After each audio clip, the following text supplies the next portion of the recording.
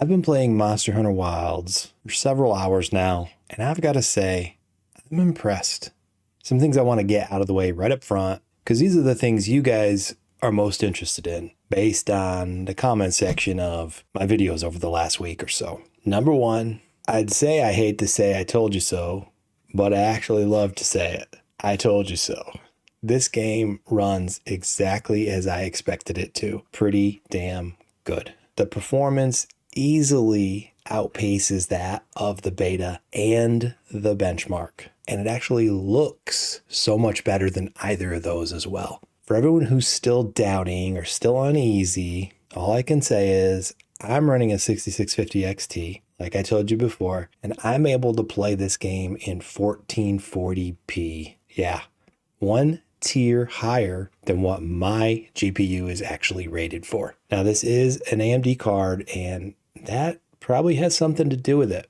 And this is all without the day one patch. It is unfortunate that certain channels gave you guys such a negative impression of the game's performance, but I'm here to tell you, as someone who actually plays Monster Hunter and actually loves Monster Hunter, that it is far exceeding my expectations in terms of performance and visual fidelity on PC.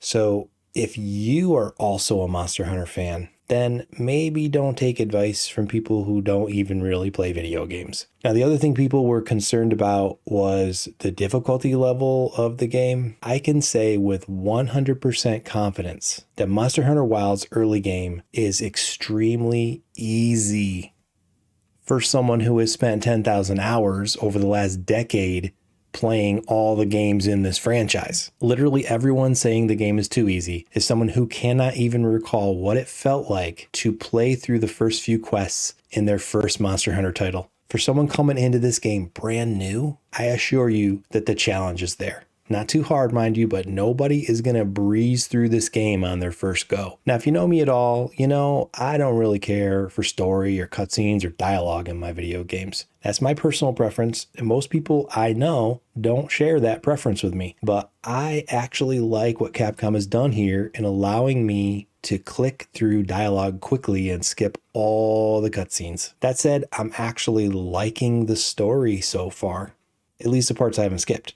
I also like that my character talks during the cutscenes, something that was sorely missing from Monster Hunter World. Overall, the dialogue isn't really annoying me at all. It doesn't feel like a chore to sit through or to skip. It doesn't really feel like dialogue at all. It just feels natural. I think a lot of it has to do with the understated interface. No real screen clutter and just a smooth experience overall. Clicking on someone to talk to doesn't take me out of the game the way most dialogue scenes do in games. And the way all the NPCs move and interact with you is just so much more natural. When you walk into them, they actually react to that rather than you just ghosting through them. Now, the coolest feature I've seen yet, there is a pause button for the cutscenes. Insanity, I know, but something about that just gets me. I think that's awesome.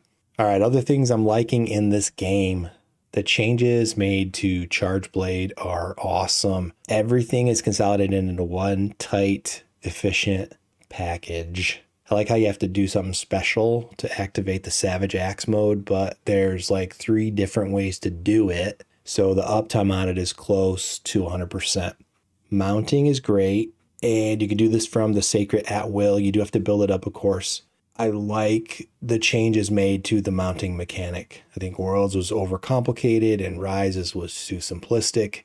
In previous games, well, you know, they had their issues, but this feels so much better. And it's just so much more, I keep saying that word natural, but it just feels right to me. I'm not fumbling over, you know, what buttons to press or when I have to do things. Just get up there, hold on tight, spam the A button, wait for my finisher to unlock, and, you know, jump around back and forth on the different spots. It's very streamlined and feels really good. Now, speaking of the Sacred, I thought that the mounted healing and the mounted sharpening would be kind of gimmicky and kind of feel like a cheat, but it actually feels good. It feels natural. It looks natural. It looks like what you would do during a hunt of a monster that outweighs you by 50x multiplier. Now, a lot of people would actually use this feature in Rise, but it works a lot better here in Wilds.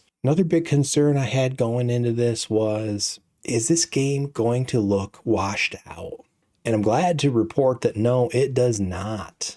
Now, there are weather events, as you guys are probably all aware of by now. Weather events occur, it will change the look of the maps, but on clear days, everything looks bright and beautiful and colorful. Now, I think this was actually a good choice artistically, because what it does is it actually makes me appreciate how well designed the maps are visually, rather than just taking them for granted, because it's just always beautiful all the time. Now, will I get sick of this after a while? That does remain to be seen. This is the first Monster Hunter where the very beginning of the game feels awesome. Aside from my very first Monster Hunter, how did they manage to recapture some of that feeling of Monster Hunter being brand new to me in a way that no other Monster Hunter, aside from the one that was brand new to me, has been able to do? I think they pulled this off by making the early monsters look awesome. You're not just sitting around here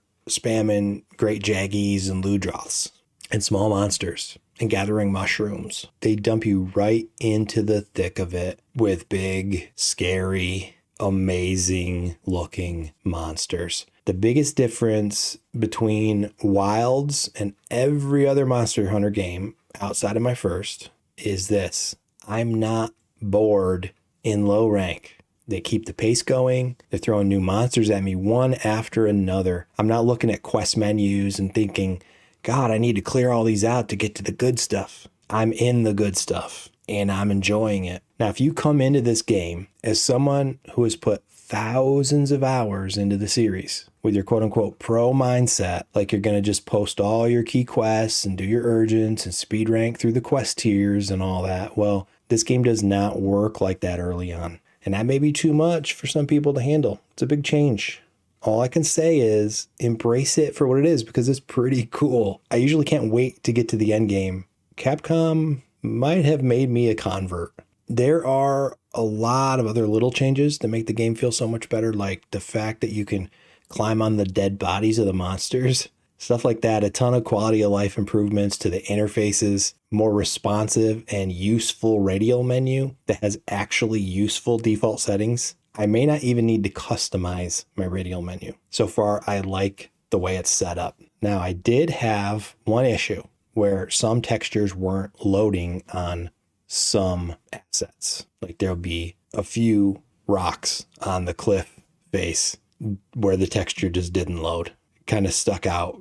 I restarted the game and it fixed it, and I have not seen that issue since. So I want to remind you here that I do not have the day one patch yet, and then neither does anyone else who has already reviewed this game. All the people out there who have had the game for like a month now, they do not have the same version of the game that you are going to be playing. And again, that's something else that I predicted in my earlier videos on the PC performance. So there are a few things I have questions about.